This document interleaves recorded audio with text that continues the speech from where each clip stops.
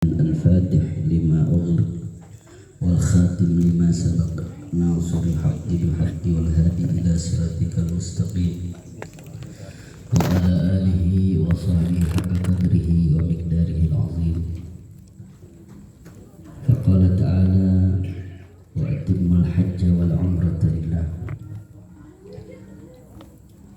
وقال رسول الله صلى الله عليه وسلم: man lam tahbishu hajatun zahiratun aw maradun aw sultanun jairun walam yahujja falyamut insya'a yahudiyan wa insya'a nasraniyan, ay kama qala Rasulullah sallallahu alaihi wasallam. Al-mukarramun wal muhtaramun, para alimil ulama, para tokoh masyarakat, wabil khusus bidzikri guru kita al-mukarram wal muhtaram Bapak Ki Haji Ahmad Syarwani SPDI. Kita doakan semoga beliau sehat walafiat, panjang umur dalam lindungannya Allah Subhanahu wa taala. Juga yang sama-sama kita doakan Ayahanda Al-Mukarram Al-Ustaz Haji Ahmad Jayani MMPD, Al-Mukarram Al-Ustaz Amiruddin, Al-Mukarram Al-Ustaz Kanda Husni Mubarak NM, Al-Mukarram Al-Muhtaram Amanda Haji Marhusin SPDI, Al-Mukarram Al-Muhtaram Amanda Nurul Anwar SPDI. Juga yang sama-sama kita doakan Al-Mukarram Al-Muhtaram Ayahanda Bapak Ustaz Haji Madinah beserta para guru-guru yang lainnya yang mohon maaf tidak kami sebutkan. Semoga guru-guru kita yang ada di tengah-tengah kita ini selalu sehat walafiat, terus bisa membimbing kita dekat dengan Allah, kenal dengan Rasulullah sallallahu alaihi wasallam. Tokoh masyarakat Al-Mukarram Kanda Somuddin laku Ketua RW 007 beserta staf-stafnya RT 1, 2, 3 sampai 6, 10. Kita doakan lingkungan kita juga selalu dalam lindungannya Allah Subhanahu wa taala. Amin ya rabbal alamin. Para orang tua, para tamu undangan yang sekali lagi semuanya tidak kami sebutkan, kita doakan tuan rumah sahibil hajah Bapak Abdurrahman besertanya Hajah Marsiah yang insya Allah akan melaksanakan umrohnya di hari Sabtu kalau nggak salah. Semoga Allah jadikan umrohnya yang makbul, yang mabrur, yang diterima oleh Allah Subhanahu wa taala, pulang perginya semuanya dalam keadaan selamat, tidak ada yang kurang satupun. Amin ya rabbal alamin. Beberapa jamaah yang dimuliakan oleh Allah Subhanahu wa taala, tadi di mukaddimah dari sambutan keluarga, benar kata almarhum al-maghfurlah Bapak Ki Haji Nur Ali yang mengatakan majlis berkah seperti ini kita sebenarnya mau diundang atau tidak diundang harusnya hadir. Barangkali aja dari yang hadir ini kemudian dipandang oleh malaikatnya Allah Subhanahu wa taala. Kalau malam ini kita doain Bapak Abdurrahman, semoga besok mah kita yang diundang.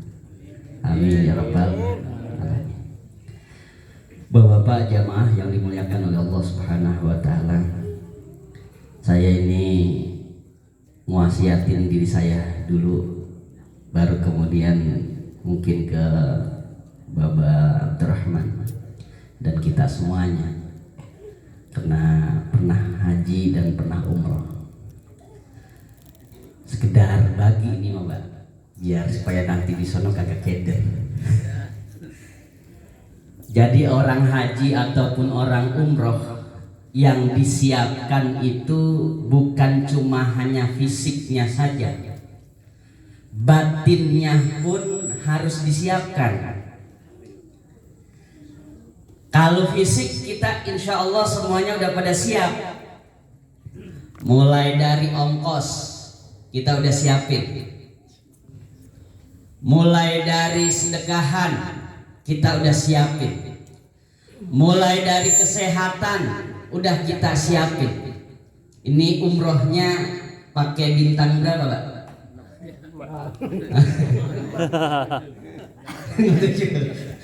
Bintang 7 puyeng ya. Enaknya emang kalau kita mau umroh atau haji, persiapan fisiknya itu pas lagi umur-umur muda enak. Kalau udah umur-umur sepuh, kalau kagak dikasih fasilitas yang nikmat, besok-besok takutnya kapok. Ya gua umroh lah jauh banget hotelnya, gitu ya. Jalannya jauh, kemana-mana jauh, gitu ya. Nah ini Pak, kalau seandainya nanti di sono nih persiapan fisik kita kagak kuat, terus kemudian perjalanannya dari hotel kita ke Masjidil Haram, dari hotel kita ke Masjid Nabawi itu jauh, jangan pakai dikeluhin. Jalan aja udah. Ya jangan ya. Jangan. Karena itu bagian apa? Bagian dari ibadah. Semua langkah-langkah kita nggak ada yang sia-sia. Semuanya dihitung kebajikan. Semuanya dihitung sebagai penggugur dari dosa-dosa kecil kita. Semakin jauh itu perjalanan, maka semakin banyak dosa-dosa kecil kita yang digugurkan oleh Allah Subhanahu wa taala. Amin. Amin ya rabbal alamin. Tapi kalau bisa buat apa? Ngasih orang tua kita fasilitasnya yang dekat, kasih yang dekat kalau bisa.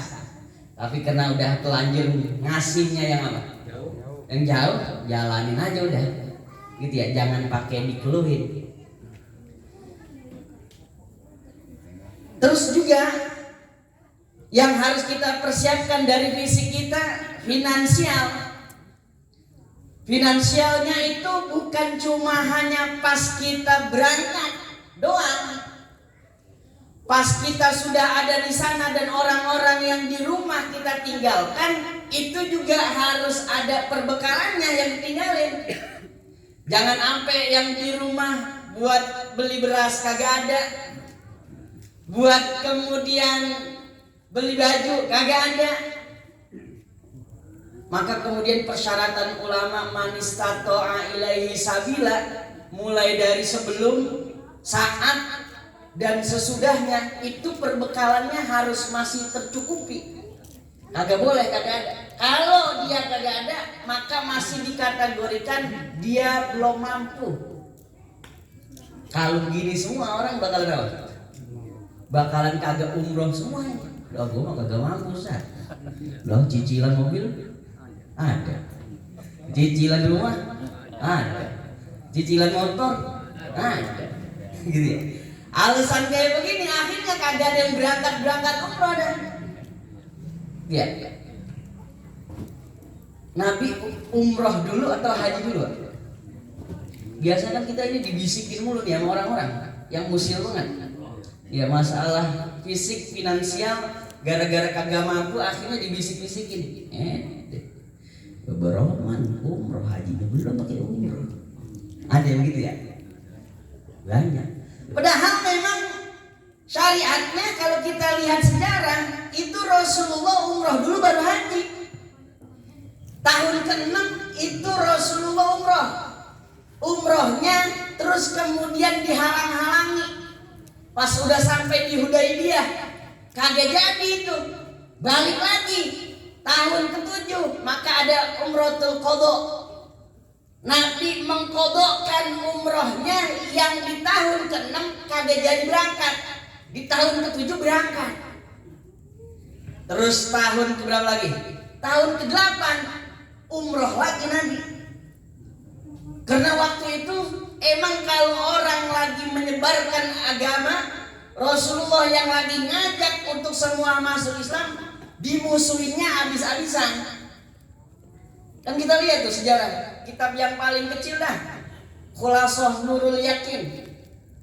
Khulasah Nurul Yakin itu ngajarin tentang sejarah Rasulullah saat perjuangannya, sampai pernah salah sanawat 3 tahun itu yakul al-waraqat, cuma hanya makan daun-daunan kering 3 tahun. Semuanya itu diboikot. Perdagangan diboikot, silaturahim sama keluarganya diboikot. Sampai ngobrol tegur sapa, kalau dia tidak beragama yang sama itu sampai kagak boleh.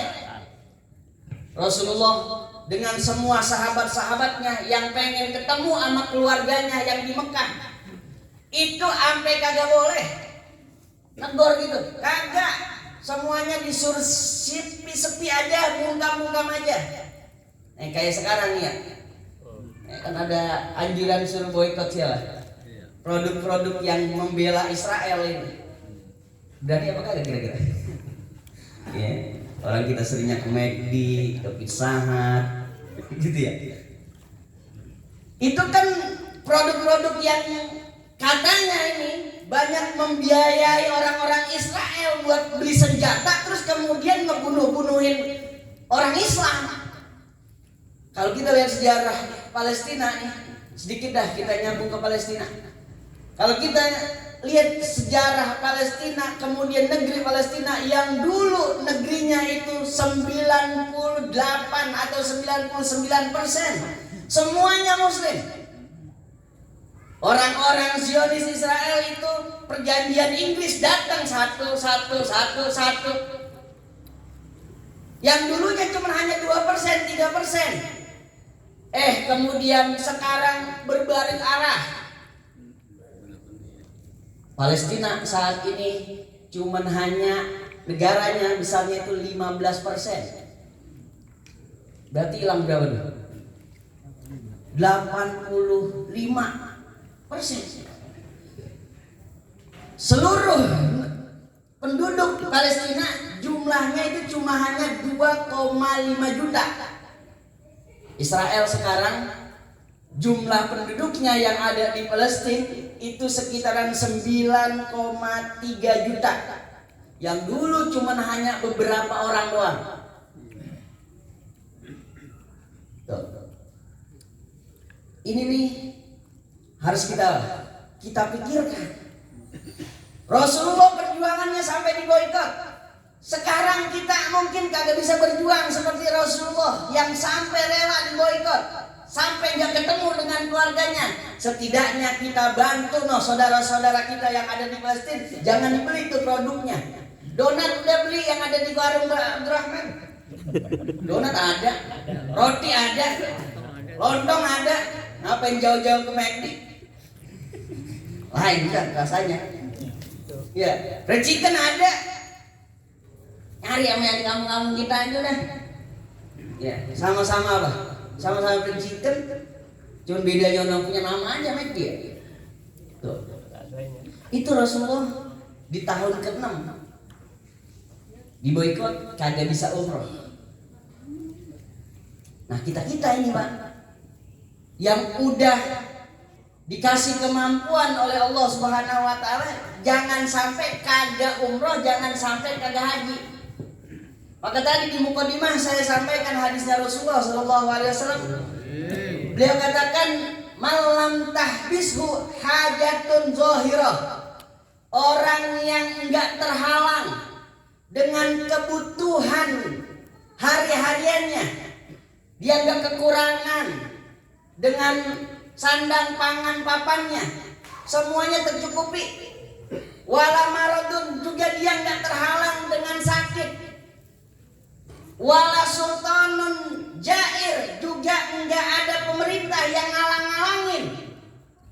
Fal yahujja, maka dia segerain buat berangkat haji atau berangkat umroh. Kenapa? Kalau sampai dia udah kategori mampu, dia kagak mau haji juga, dia kagak mau umroh juga, Rasul ngancem tuh, insya'a mata Yahudian wa insya'a mata Nasranian. Pilih matinya nanti dalam keadaan Yahudi atau matinya dalam keadaan Nasrani. Besok jangan dikuburin di Ngarengan. Kuburinya sono barengan sama orang-orang Cina yang pakai palang semua. Lah, sama semua bayar kan? Ya. Mau di Cina kayak mau di sini semua bayar. Gitu ya. Tapi kagak layak udah dia dikuburin di pemakaman muslimin. Sampai kayak begitunya. Orang kalau udah mampu terus kemudian apa? Kagak mau berangkat-berangkat, atau orang yang mampu ngakal-ngakalin supaya bilang kagak mampu. Gua nih udah duit ada sekitaran 30 juta, 50 juta, beliin yang lain dulu biar kagak kagak nambah lagi, terus kemudian kagak berangkat umroh. Ngakal-ngakal ini ya, itu kagak boleh kayak gitu ya, dosa ya, sama kayak zakat ya. Orang yang udah sampai nisab haulnya, dia udah wajib melaksanakan zakat malnya, terus kemudian biar kagak kena zakat yang udah senilai 85 gram gitu ya, dikurang-kurangin, dipinjemin sono, dibeliin ini, dibeliin itu, biar supaya kagak kena 2,5% ya. Ngakal-ngakalin itu masuk dosanya dosa besar. Nah, makanya alhamdulillah, jangan dilihat Baba Abdurrahman ini tadi jualan combronya, jangan dilihat jualan es mambonya, jangan dilihat dia jualan bakwannya. Kalau udah panggilannya Allah mah jangan pakai logika.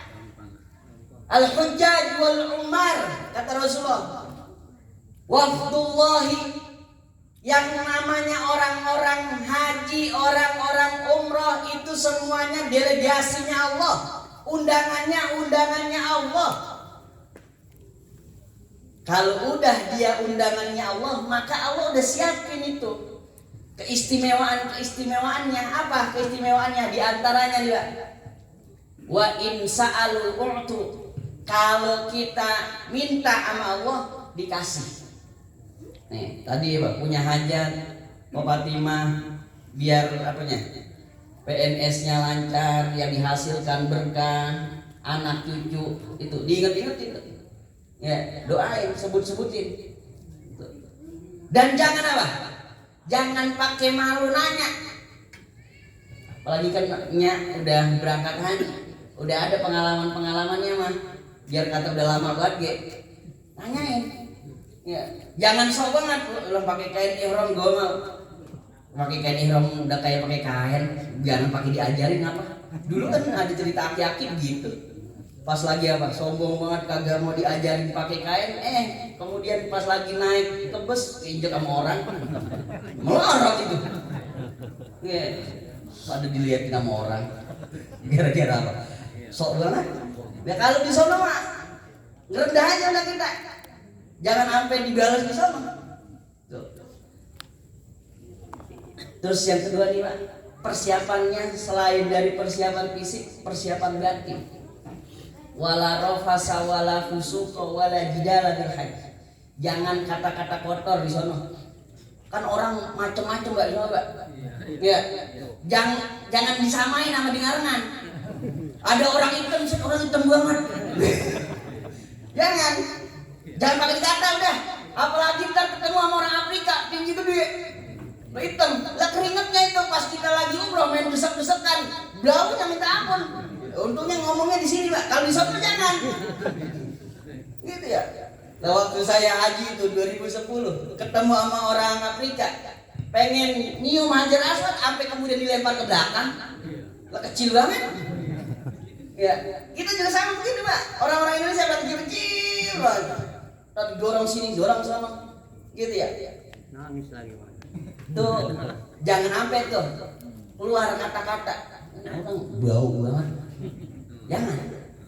Ya. Apa aja yang kita lihat di Masjidil Haram, di Masjid Nabawi, di tanah-tanah haram semua, udah diam aja. Banyakin kita talbiyah, banyakin kita tasbih, banyakin kita tahlil. Ya, jangan pakai di komen-komen. Ntar orang baca talbiyah itu kan beda-beda. Ya, kita mah masih enak ya baca ya labbaik Allahumma labbaik. Lah ada orang bilang labbaik Allahumma labbaik. Kayak begitu. Jangan pakai di komen. Gitu ya. Nah, itu orang begitu baca. Emang gayanya dia begitu. Ya. Ada yang kayak begitu. Ntar ada yang bening banget Pak, kayak orang Turki. Nah, jangan terus kemudian apa? Bengong nyetir aja tuh. Naik pesawatnya apa? Saudi Arabia. Lah orang mancung-mancung banget pramugarinya Pak. Lah jangan pura-pura dari sono. Gua kagak bisa nih pakai ambennya. Begitu ya. Lah manggilin pramugari mulu ini pakein apa pakein. Biar supaya ngeliat apa. Pramugari apa nih? Jangan. Gitu ya. Udah yang di samping dipelototin aja. Iya, teman setianya itu. Bang gitu. Lah kalau dia minta susu jadi minta cucu. Minta kopi jadi minta pipi ntar. Jangan. Semuanya lah kita jaga. Wala rafasa, wala husuko, wala juga jangan sampai ribut-ribut di sono. Ya. Banyak banget pokoknya ujiannya. Yang dulu kita di tanah kelahiran kita nih pernah kita lakukan seolah-olah di sono akan dibalas oleh Allah Subhanahu wa taala secara kontan. Ada aja kebiasaan kita waktu di mana? Di kampung halaman kita di sono segala dibawa. Ya. Dan karena di sono tanahnya tanah haram, Mbak. Jangan pakai ngantongin tanah-tanah sono. Kita dibawa pulang lagi. Ya, udah berjimat ini. Lah ditaburi di mana? Ditaburi di depan rumah yang laris ini. Jangan. Ya. Dulu ada tuh temen bawa batu dari sana. Emang kata kagak boleh, penasaran banget. Itu temen. Lah dia ngantongin dibawa pulang, ditaruh di depan bengkelnya katanya biar laris. Lah itu besok langsung meninggal tuh orang. Lah iya. Yang bawa batu. Emang kagak boleh diambil. Gitu ya. Tumbuhan kagak jangan cabutin. Gitu ya. Ada apa binatang-binatang jangan pakai diusilin, jangan pakai dibunuh. Gitu ya. Pokoknya dijaga betul. Tuh, dalam apa? Rangka kita olah batin di situ. Tadi kan olah fisik, ini olah batin. Itu adanya di mana? Di manasik tuh dikasih tahu. Ada yang namanya rukun umroh, wajib umroh, kemudian ada al-hudud, al-muharramat yang diharam-haramkan. Pas di sono, pas lagi pakai kain ihram, jangan pakai apa? Jangan pakai minyak wangi. Lah kagak boleh ternyata. Gitu ya. Jangan segala terus pengen ngerangkul-ngerangkulnya di sono, ntar nyium-nyium bae lagi. Gitu ya. Ntar kalau udah kelar tahallul selesai semuanya baru dah. Gitu ya. Kalau selagi masih pakai pakaian ihram jangan.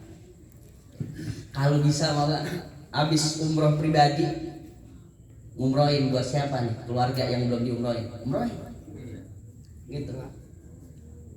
Terus udah selesai umroh kedua, umroh lagi yang ketiga. Buat siapa? Buat anak-anak kayak diumrohin. Lagi umroh yang keempat.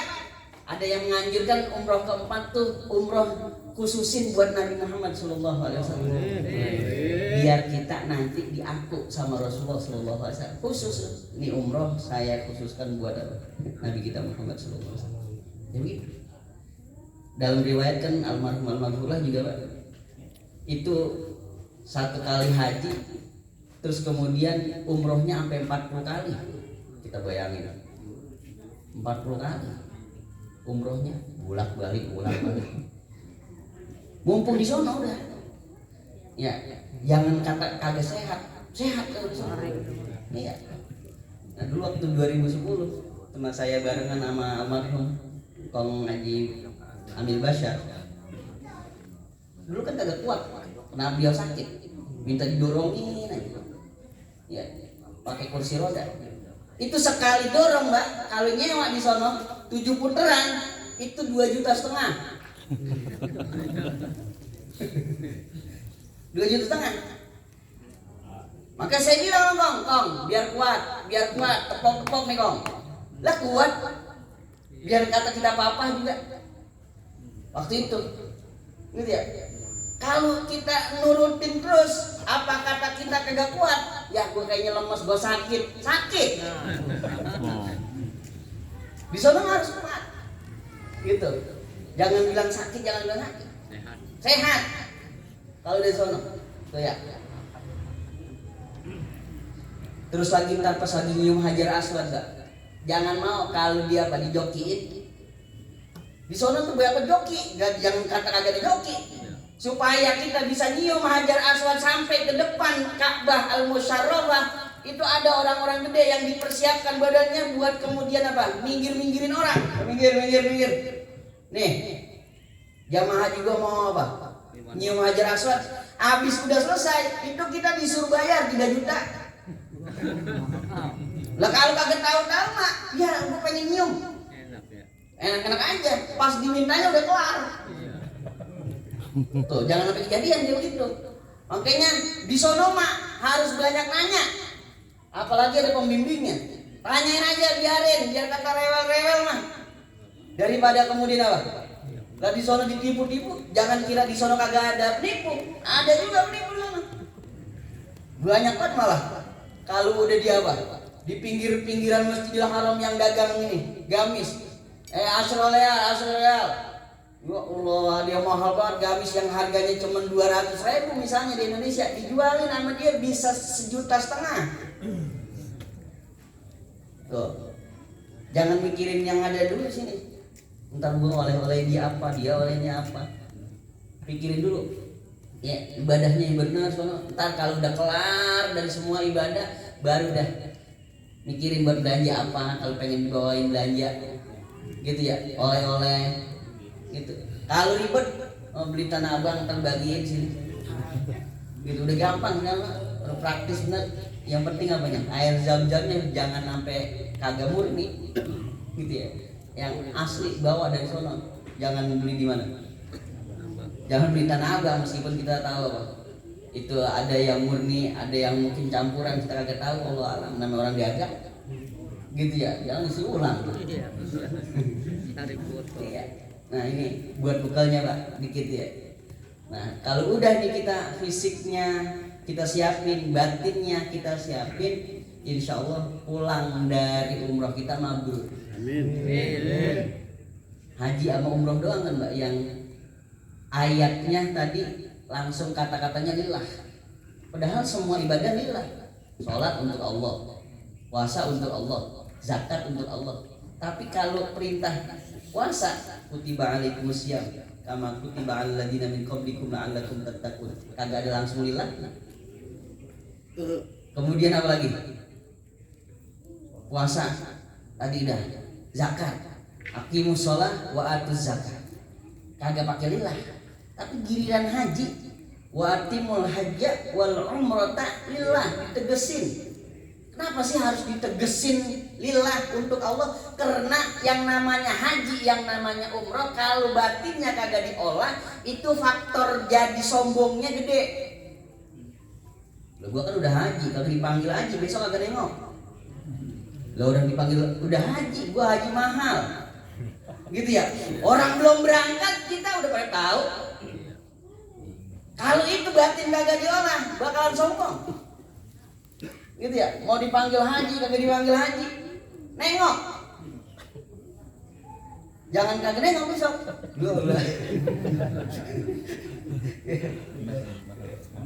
Iya. Makanya apa? Harus dimurnikan niatnya lillah, benar-benar. Jangan sampai nyeleweng niatnya. Gitu ya. Kenapa? Banyak banget godaannya. Kalau haji sama umroh gitu. Nah ini aja kali yang bisa saya sampaikan pada kesempatan malam hari ini. Semoga jadi bekal buat kita dan terkhusus untuk Bapak Rahman dan Hajar Marsiah. kita mohon juga kepada Allah Subhanahu wa taala.